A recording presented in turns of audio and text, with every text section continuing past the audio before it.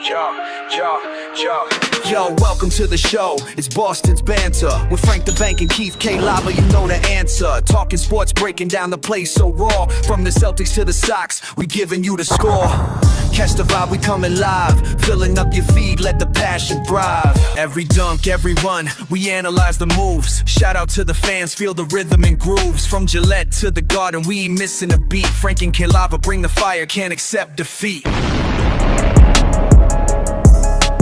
What up? Welcome back to Boston's Banter, where the sports are wicked and the banter is Pissah. I'm your host, Frank the Bank. With me, as always, is Keith KLava, LaCava. What's going on, Ross Jordan? Nothing much, Darren Broles. Broles in the house. What's going on, guys? I mean, we're just rolling right along here, but fantasy football right around the corner, dude. Right around the corner, I can't even wait for our draft. It's going to be so much fun, but that's right.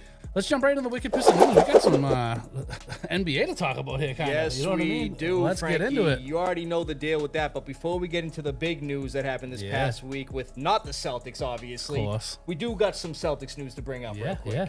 Celtics have signed 22-year-old forward Jordan Walsh to a 3-year, $15 million extension. Boston picked up Walsh's $2.4 million option next season and add 3 more years for the 2023 second rounder. Last season, he averaged 5.4 points per game, 4 rebounds per game, shooting nearly 51% from the field, and showcased immense defensive intensity last season, Frankie. Real good. Dude, he never gave up on defense. I loved his hustle, like man. that. The kid's definitely got a bright future, and the C's want to keep him in their plans for the next 3 seasons at least. I like it. I love that, Frankie. But like you were just talking about, man, we got some NBA moves that were just made this past week, and we're going to bring up the main one. Oh, you hear the alarm, Frankie? Here we go. Let's break it down. It's crazy, bro.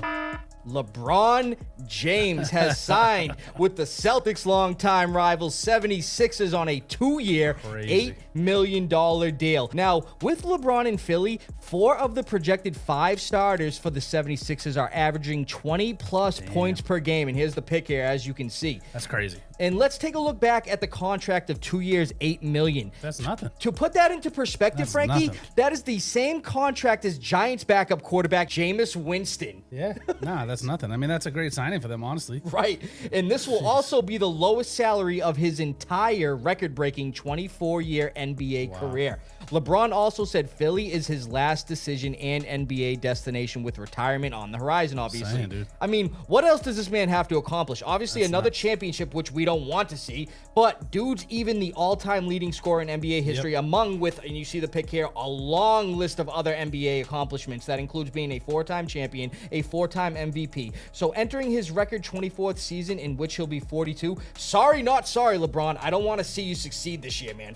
And if they stay healthy, if Embiid can stay healthy, I mean, they're the front runners. They are the front runners. Jaylen Brown's an absolute animal, and you know, LeBron and Jaylen get along Tyrese well. Maxey's an unbelievable scorer. I mean, they got a squad, dude. It's crazy. And, dude, speaking of that, they actually just added to their squad. They got a good veteran coming off the bench. Philly also signed 2-time NBA champion Kentavious Caldwell-Pope to a 1-year, $3.9 million deal after a buyout with the Grizzlies. They're stacked up. That's what I'm saying, bro. He and LeBron actually won a title together with the Lakers in 2020. And lastly, the Warriors have signed Draymond Green to a 1-year, $27.7 million deal to return to Golden State for his 15th season. Crazy.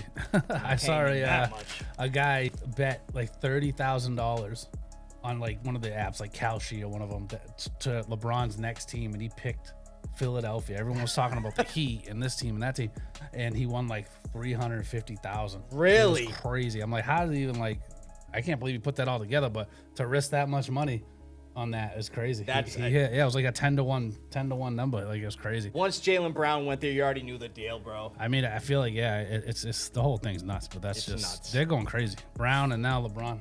Philly. I know, right? So, Frankie, with the new NBA 2K27 video game coming out, they just announced the cover athlete for that. Let's break it down who it's going to be. So, the 2K27 cover athlete is going to be Spurs star Victor Wembanyama. I've seen that. That's awesome. Well deserved. Just wish he won the finals. And there are 2 other basketball stars for the Deluxe and Ultra Edition. On the Deluxe Edition, we got WNBA star Caitlin Clark. And on the Ultra Edition, we have legendary former NBA point guard Derrick Rose. I like it. Yes, I like sir, it, man. Frankie. But let's get into the Red Sox update. We actually like bringing them up now. Saying they're playing great. You know, we always love the Sox. But, I mean, the last 25 games at 21-4, which you love. I mean, that streak did come to an end, as everyone knows. I mean, we tied our franchise record last Trying week. to get the record, but they didn't. You know, we had a doubleheader, which is never easy to win both in a doubleheader. So we win the first one to tie the franchise record 15 in a row.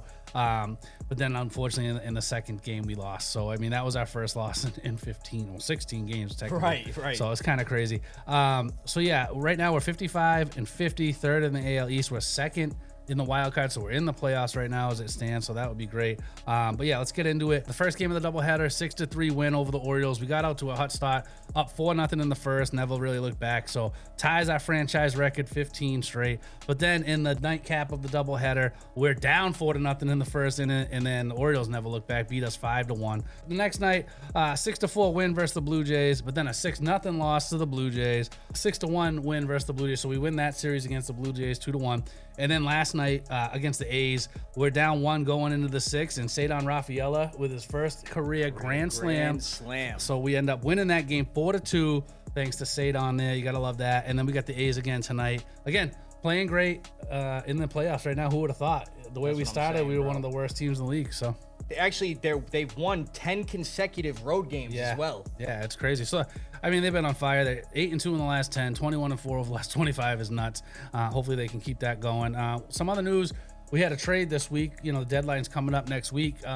Conley Early, who has been a great lefty for us, pitching-wise, averaging over 9 strikeouts in 9 innings. You know, it's kind of...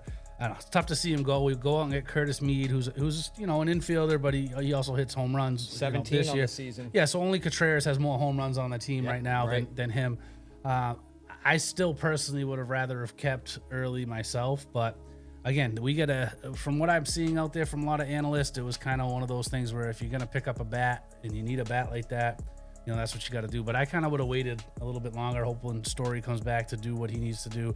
I loved our pitching. Our pitching got us to where we are right now. Absolutely. So I know we need hitting, but we have a ton of guys on injured right now. I mean, Roman Anthony's out there. We got obviously Story, Mayer's on. Yeah, there's so many guys injured that are bats on him. Even Tristan Casas is injured right now. So it's like, to me, it's a really tough, and this kid plays a lot of third base. We're definitely not moving Caleb Durbin, who's been one of the top defensive third basemen. So, I mean, he can play second, but then when Story comes back, where are you going to put people? So, again, I kind of like the young lefty pitcher, you know, with, you know, matching them up. 7-5 record, too. I'm saying, and his ERA has been very good, and again, he's averaging over 9 strikeouts a game, like per 9 innings. So, you know, it's kind of crazy. So, I don't know. Mead got hurt last night, too. Yeah, and he got hurt, yeah. So, I mean, that's tough.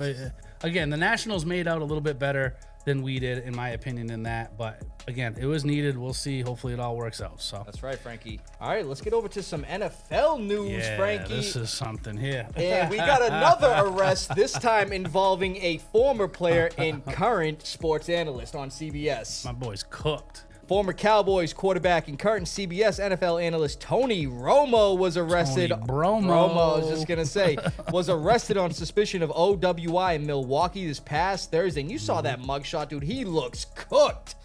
He was stopped at 5:30 p.m. last Thursday and performed poorly on the standard field sobriety test, according to police. Romo was cooperative and taken into custody and released shortly after. In Wisconsin, a first offense OWI is generally just a civil offense, not a criminal charge, and typically carries a fine of $150 to $300, which ain't to him. That ain't nothing. The arrest report also doesn't indicate any blood alcohol or breathalyzer tests, and he was given a court date of September 21st, but his appearance isn't mandatory. So things could have been worse, and it doesn't seem like he's in too much trouble, Frankie. Yeah. I mean, the guy didn't pull a Mark Sanchez and act like a complete dumb intoxicated. That's true. You know what I mean? But next time, Tony, you're at the bar with your boy Jim Nance and he wants to have one more drink, you got to tell him, oh, I don't know, Jim. I don't know, Jim.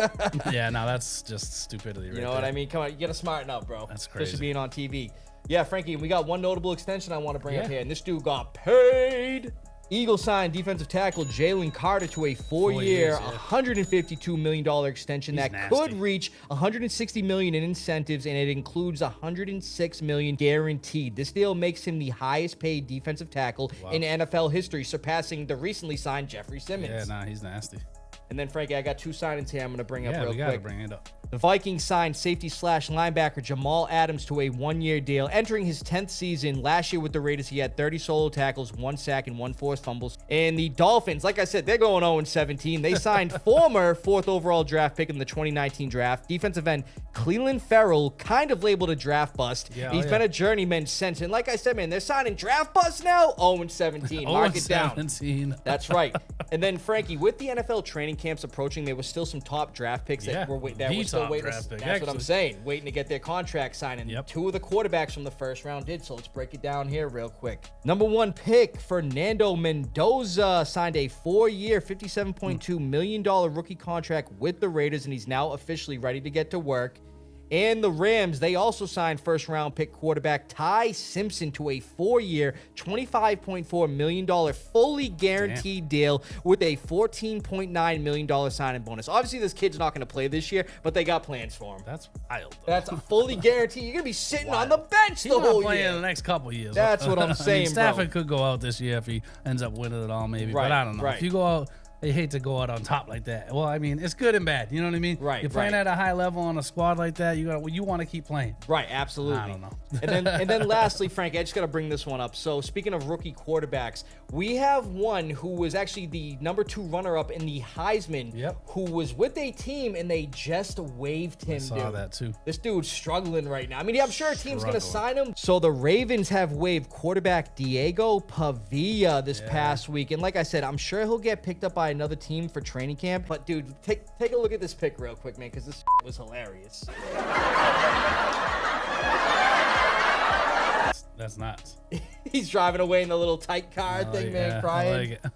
Yeah, Frankie, that's all we got for Wicked Pissah News. Love it. Another great Wicked Pissah News, Frankie. And preseason games are right around the corner, and training camp has already begun. So with that being said, we have some news from Pat's training camp we're going to discuss in Foxborough Focus. Just like we were talking about, Frankie, training camp is here. All the guys are reporting. We were just talking about draft picks getting signed. We got one of our top guys, actually the 2nd round pick, finally reporting and getting signed, man. I like it. About time. So the Patriots signed 2nd round pick defensive end Gabe, and I've been saying his last name wrong, Akis, to a 4-year, $8.6 million rookie contract this past weekend, ending a lot of missed time, including OTAs, mandatory minicamp, and the initial start training camp. That's what I'm saying. With a 2nd round pick who we're going to be using a lot. We're going to be relying a lot on this guy, especially as an edge rusher. An area of the field, especially on defense, where I feel like we have the least depth. Yeah, that's true. So supposedly the delayed signing was tied to an offseason knee cleanup procedure, but glad to have him in camp and ready to go. And then, Frankie, we got some very... This is kind of cool, right? Dude, so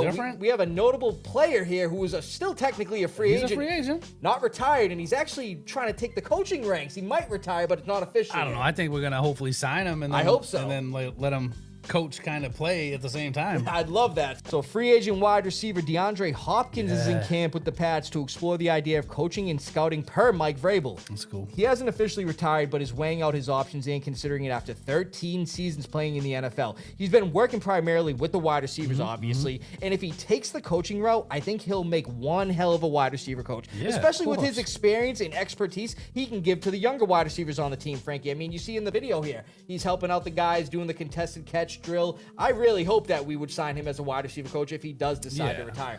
Honestly, I think it's really cool. One of my favorite players of all time. The guy is unbelievable. Great person in general. Never mind football player. Amazing guy. But at the end of the day, it's like, he's getting up there in age. I think this would be his last season regardless whether he signs or not. But I hope the Pats sign him and let him play.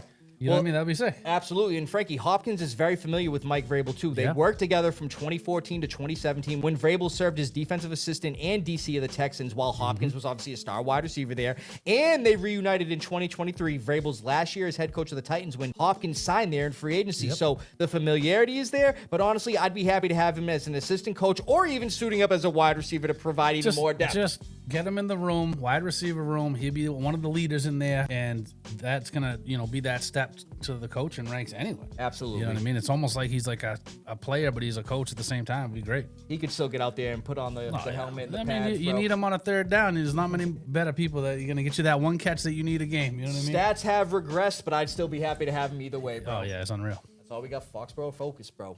Another great Foxborough Focus, our first one in a while, actually. But let's jump right into the lava round. We got some over-under futures predictions here.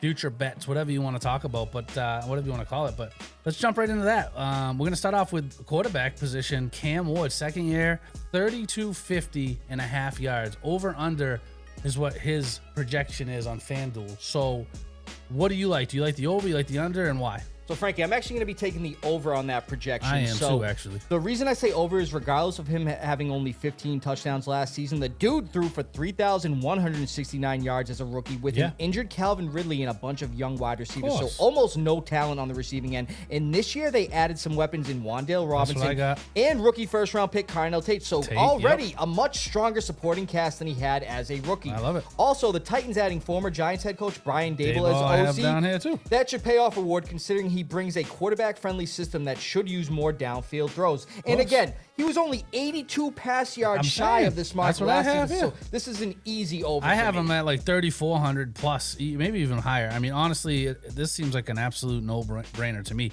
And in last year, weeks 14 to 17, he was QB 14 overall. So towards the end of the year, he was doing better. They got a very, again, Daboll, you talked about. Wan'Dale Robinson was an animal last year, caught a billion balls. 4th overall pick, Tate. I mean, come on. This just seems like a no-brainer. And Ridley wasn't 100% last year either. That's what I'm saying. It's like this should be an easy, absolutely no problem. He was only 81, 82 yards last year. That's crazy. Dude, he was relying on guys, Chimere, DK, and and DK's still on the staff too. That's what I mean. It's like he's like their 4th guy now. Chemistry now. The chemistry's there, and he's getting familiar and comfortable with the offense. So I like that over. I love it. I mean, Robinson had 92 catches last year, 1,014 yards. Like it's like that's just crazy. And that's easy over for me. So why don't we move over to another quarterback? This time we're going to talk about Tyler Show on the Saints. 19.5 touchdowns. Over, under. I mean, I'm going to start this. I'm going over. Same here. You're going over too? Yeah, I figured that. I mean, if you look at it last year, I mean, he started in, 9 games? Had 10 touchdowns. I mean, he was right there. I mean, under Kellen Moore this year, though, that fast-paced offense, they've added Jordan Tyson. You expect Olave to come back healthy. They added another good catching running back, Travis Etienne. I mean, I feel like this is going to be a no-brainer. 19.5 seems like nothing to me. And then if you look at it last year, he was a top 12 fantasy quarterback in the last 8 games of the season. Yeah, he was killing it. He was killing it. He averaged 17.2 fantasy points per game in standard league. So, I mean, I feel like in this offense, he should go absolutely wild. So another thing that will help is the Saints having a top 5 easy schedule, Frankie, this upcoming season. And he should have the comfort coming into his second year to provide a full-time spark for the Saints at quarterback, obviously. It seems like a no-brainer to me. I mean, he only, again, 9 games he started last year. He had 10. So, I mean, he was already more than halfway there. That's what I'm saying. And he was like a rookie that nobody expected to even play. He's got some weapons over there, too, to work with. Yeah, I'm saying it's way better this year. So, absolutely. Why don't we move over to the running back position? Let's go Jeremiah Love, running back here. So, his rushing yards over-under is 900. So, it's either 901 or 900. So, it's 900.5 rushing yards. 3rd overall pick. What do you like? Over-under here? Frankie, I'm actually taking the under Me here. too. Yes, sir. Are you really? That's great. Dude, I'm taking the under here too. He won't miss the mark by much, but here's why I think the number 3 overall pick in this year's NFL draft will finish under 900 rush yards. The Cardinals are going to have big plans for this kid. Don't get me wrong. He's unbelievable. This kid's ridiculous. But with one of the hardest schedules going into this season and an offensive line ranked toward the bottom of the league, we expect Arizona to be be playing from behind a lot. So the game script concerns are not going to work in his favor. Throwing all day. Also, he's in a clustered backfield with newly signed running back Tyler Algier. They re-signed Connor. And they got Trey Benson. And Benson's there. So it's just a crowded backfield, man. And we'll see after preseason. I mean, I'm sure one of those guys will probably be gone. Maybe Connor, maybe Benson. Who knows? I know Algier and Jeremiah Love will be there. For sure. And lastly, regardless of a hard schedule, the NFC West alone is one of the toughest divisions in football. And they will be bullied by the Rams, Seahawks, and 49ers. It's going to be close. And it's not a bet I would take either way. Yeah. But it's so crowded. The backfield's crowded. And the schedule. I mean, I'm saying the schedule is tough. It's a tough division. Wicked. It's the most crowded backfield if you really think about it. It's like really like 3 of those guys could be starters. Absolutely. Pretty easily in my opinion. And I don't know. His projections at 1,070 yards. And again, this for FanDuel betting, it's 900. It's either 901 or under. So to me, I'm taking the under if I had to bet on it, but I ain't gonna touch it either way. Nope. Just seems too much of a risk there for me. I ain't touching it, bro. Now, let's stay with the running back position. Why don't we go over to rushing touchdowns? Newly acquired Kansas City Chief, Kenny Walker, who destroyed us in the playoffs, in the Super Bowl. Kenny Walker, 7.5 rushing touchdowns, not overall touchdowns. rushing touchdowns. I'm thinking over here. A lot of their running backs seem to get it. If he can stay healthy, that's the biggest thing with him. Mahomes is still not 100%. Right. There's a lot going on there. And again, to me, I know Andy Reid loves this guy, but at the end of the day, he needs to stay healthy. I mean, Mahomes had 5 rushing touchdowns himself last year. Kareem Hunt had 8. Pacheco had 1. Those 2 guys are not as good as Kenny Walker. No. So if they had 9 together, this guy should easily get 7.5, correct? Dude. So again, to me, it seems like that's a no-brainer. He had 4 touchdowns in the postseason. That's what I'm saying. You know what I mean? So postseason. he had a great postseason. Again, to me, it seems like it's going to be an over for me. 7.5 seems low. And you see these guys score touchdowns. Mahomes likes to give it to him, inside the 5. So yeah, dude, coming off a Super Bowl MVP performance, unfortunately, like you said, versus our Patriots, and signing a nice free agency contract with the Chiefs this offseason, you can easily expect him to go over this threshold. I do. The Chiefs also have a top 10 easy schedule this season, and Walker is expected to serve as the undisputed lead back, escaping the timeshare he faced in Seattle with Zach Charbonnet. As long as you stay healthy, no problem. Double-digit touchdown. Especially in the red zone, major expert projections like ESPN and Yahoo expect him to have roughly 270-plus carries and also plenty of red zone opportunities. The Chiefs lacked a dominant goal line presence last season, and with Walker's elite tackle-breaking efficiency, he will easily get past this threshold. I could see 10-plus rush touchdowns. I do too. I have him at 10-plus myself. That's what I'm saying. And for Walker this upcoming season, especially with Mahomes coming back from knee injury, who they're going to take it easy on, they're not going to want him running in on the goal line. I could see him, like I said, getting over the 7.5 threshold. Yeah, I mean, to me, 7.5 is just too low for him. I mean, again, Mahomes had 5 himself. They're not going to try and run him anymore. He's already been dealing with too many issues. You know what I mean? So be a workhorse. Let's jump over to the wide receivers. So we're going to go with receiving yards first. So we're going to go with George Pickens at 1,050.5 over under for his receiving yards. That's what his betting line is as it stands today. He went well over this last year. Yeah. Keith, what do you got here? Yeah, Frank, you know I got to go over here. I like it. I'm taking the under, actually. Wow, I like that. Yeah. So let me break down the over real quick. So in my opinion, out of this list, this is, in my opinion, Frankie, by far the easiest one. But obviously we have a disagreement here. Yeah, buddy. So for anybody taking the under, and Frank, I don't know if you're banking on this, but anybody taking the under on him might be banking on him to miss some games, obviously, in my opinion. Yep. After picking CeeDee Lamb and Jake Ferguson, there aren't too many notable names that'll eat up targets. Fleury might get some looks too. He did pretty good last year. Pickens had 1,429 receiving yards last season, and I could easily see him produce 1,200-plus receiving yards this upcoming season, even with the tougher schedule. He's only missed 3 games in his 4-year career, and he's cleared this mark 2 of the 4 years. And even if Lamb stays healthy this year, I still see Pickens commanding high-end target volume and deep ball efficiency. Pickens has garnered the respect and trust of quarterback Dak Prescott, and it will translate well into this season, in my opinion, honestly, Frank. I like it. I mean, that was a career year for him last year. That was career high, obviously. 1,400 yards, a lot, obviously. CeeDee Lamb missed a lot of games last year, and that's what kind of had me worried that he can't repeat that 1,400 anywhere near the 1,000. But we'll see. I mean, again, he has never really gotten injured. His frame seems like he should possibly have an injury at some point. You never wish that on anybody, obviously. But this one, to me, seemed very difficult. Like, if I'm putting a lot of money on something, this one, CeeDee Lamb is Dak's favorite target, and this kid really picked up when CeeDee missed all those games last year. So that really worries me in terms of like how many targets he's going to lose out on. Plus, their schedule is a lot tougher, like you said. So I don't know how that's going to pan out for Pickens, but they franchised him, which is good and bad, I guess you should say, because you're playing for something. But at the end of the day, it's like, you don't like to be franchised. You know, you don't want to get hurt. So it's like that's like, is he gonna be playing with the mindset, hey, I gotta go ball out and get paid, even though he just balled out last year? You hope he get. I'm saying he went crazy last year, but they didn't pay him. So now it's like, do you go out and like be more ginger and not get hurt and hope to get a, you know what I mean? So it's one of those catches to me. So again, to me, if I had a bet on it, which this is a bet I'd stay away from either way, I would take the under on this one. I hear you, Frankie. Let's stay in the wide receiver room. Let's go over to Marvin Harrison Jr.'s touchdowns. Over under 5.5. Keith, what do you got here? Yeah, Frankie, I got to take the over here. Yeah, me too. This one was difficult for me, but after a pretty good rookie season touchdown-wise, he had 8 receiving touchdowns. He regressed his sophomore season, playing in only 12 games with 41 catches for 608 yards and only 4 TDs, like you just said. In 12 games. So going into year 3, I expect Harrison to take that leap and show the Cards why they drafted him 4th 4th overall in 2024. He is on an offense with stud tight end Trey McBride, up-and-coming wide receiver Michael Wilson, but he still will command deep in single coverage targets when fully healthy, which hopefully he is this year. And like I said, in regards to Jeremiah Love, the card should be playing from behind a lot, and that game script works in favor of MHJ. Statistical models also project him at 6 receiving touchdowns, just clearing the mark. But those don't mean obviously. And for his sake, family name, and career, he needs to make an elite jump this upcoming season. Yeah, I mean, I don't know what happened last year, but he had a lot of drops last year. Yeah. But they're going to be playing from behind a lot. He had 4 touchdowns in 12 games. He only needed 2 more in the last 5 that he missed. I mean, in his rookie year, he had 8. I mean, to me, 6 touchdowns seems pretty doable here. Right? You know what I mean? So I like it. I'm in the same mindset as you there.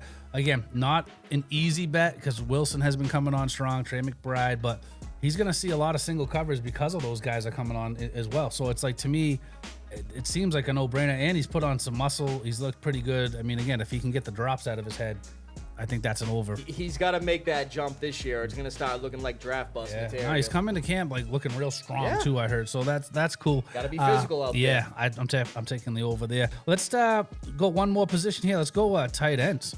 Let's go Brock Bowers, 6.5 touchdowns over under here. I mean, I'm obviously going over on this. This seems like a no-brainer to me. Absolutely. I mean, they got a new QB, a new coach. I mean, it was the OC for the Seahawks, Clint Kubiak, who typically has a tight end friendly system, right? Which obviously we didn't see much of that in the Seahawks last year. You saw JSN get 1 billion catches, but right. I mean, he had 5 TDs as a rookie, 112 receptions, which is crazy. Last year he only played in 12 games and he had 7 touchdowns. So it's like, if as long as that lingering knee injury that was all year last year seemed to really hamper him, as long as he fully healed, this seems like an absolute no-brainer to me.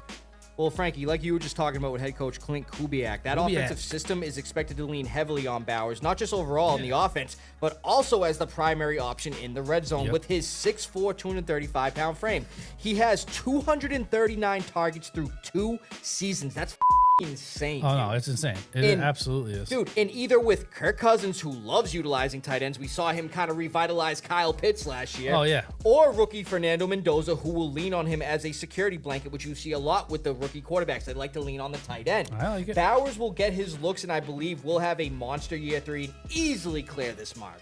I mean, it seems like a no-brainer. As long as that lingering knee injury is better. I mean, that really hampered him all year. And that happened like week 1, week 2. Against the and Patriots. It was just literally like all year long. You didn't know from week to week if he'd play. It seemed like it bothered him all year. So as long as that's all cleaned up, he's good to go. Yeah, out of nowhere in the fantasy championship, I need him. Then they told me they were sitting him for the rest of the season. I was like, what the man? Playing for anything, obviously, but still, that I'm in sucks. the championship, bro. They might not be playing for anything this year either. You got to be careful drafting guys like that. That's you know right, what I mean? bro. So, love it. Good stuff, Frankie. Next week, we actually got some more over-unders. Then the following week, we're getting into fantasy talk with the quarterbacks, bro. I love it.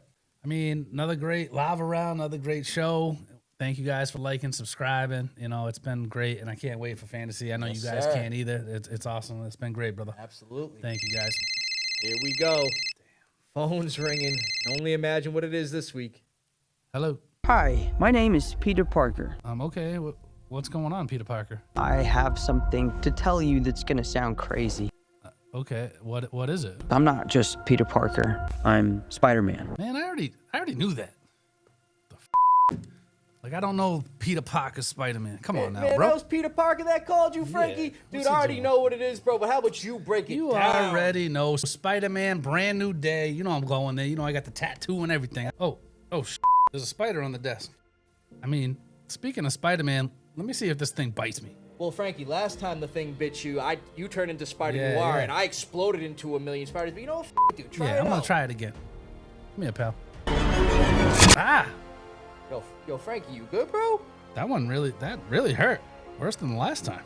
All right, bro. Well, whatever, Frankie. Nothing really happened. I mean, you might have an infection. Let's just get up on out of here. From Bean Town to your town, stay Wicked Pissah. From Foxborough to your bro. Thanks for listening, everybody, and we're going to see you next week. Oh, that's dope, Frankie. But wait a minute. Wasn't the Hulk in this movie, too?